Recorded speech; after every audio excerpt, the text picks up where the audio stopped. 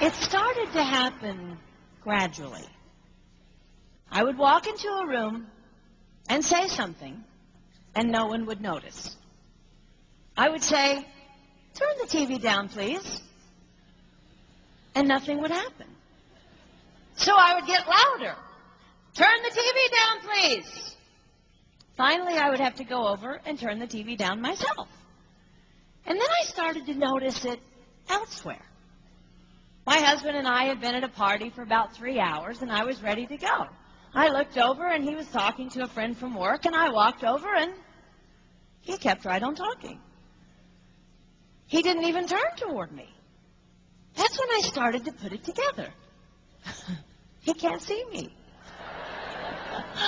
I'm invisible. I'm invisible. Then I started to notice it more and more. I would walk my son to school, and his teacher would say, "Jake, who's that with you?" And my son would say, "Nobody." Granted, he's just 5, but nobody?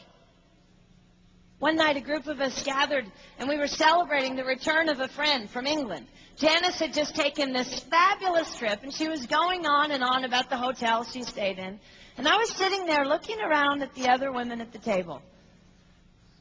I'd put my makeup on in the car on the way there. I had on an old dress because it was the only thing clean, and I had my unwashed hair pulled up in a banana clip, and I was feeling pretty darn pathetic. And then Janice turned to me, and she said, "I brought you this."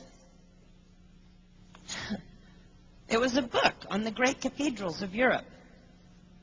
I didn't understand. And then I read her inscription. She wrote, "With admiration for the greatness of what you are building when no one sees." You can't name the names of the people who built the great cathedrals. Over and over again, looking at these mammoth works, you scan down to find the names, and it says, "Builder, unknown, unknown, unknown." They completed things not knowing that anyone would notice. There's a story about one of the builders who was carving a tiny bird inside a beam that would be covered over by a roof.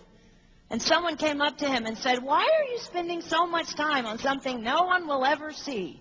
And it's reported that the builder replied, "Because God sees."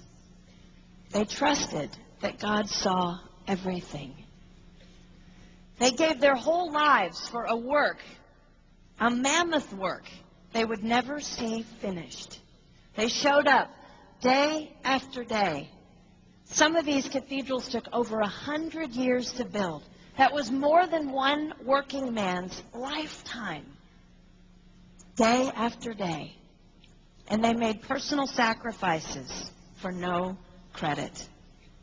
Showing up at a job they would never see finished, for a building their name would never be on.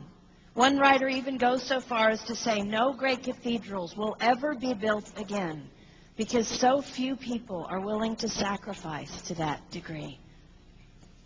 I closed the book, and it was as if I heard God say, "I see you.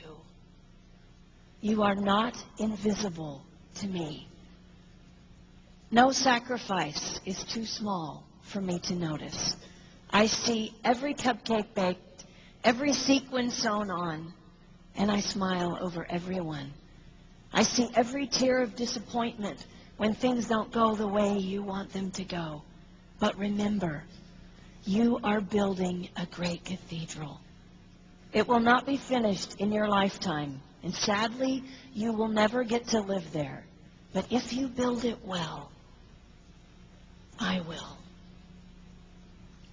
At times, my invisibility has felt like an affliction to me. But it is not a disease that is erasing my life. It is the cure for the disease of self-centeredness. It is the antidote to my own pride. It's okay that they don't see. It's okay that they don't know. I don't want my son to tell the friend he's bringing home from college, "You're not going to believe what my mom does. She gets up at 4 in the morning and she bakes pies and hand-bakes a turkey and she presses all the linens." Even if I do all those things. I don't want him to say that. I want him to want to come home. And secondly, I want him to say to his friend, you're going to love it there. It's okay that they don't see. We don't work for them. We work for him. We sacrifice for him. They will never see. Not if we do it right. Not if we do it well. Let's pray that our work will stand as a monument to an even greater God.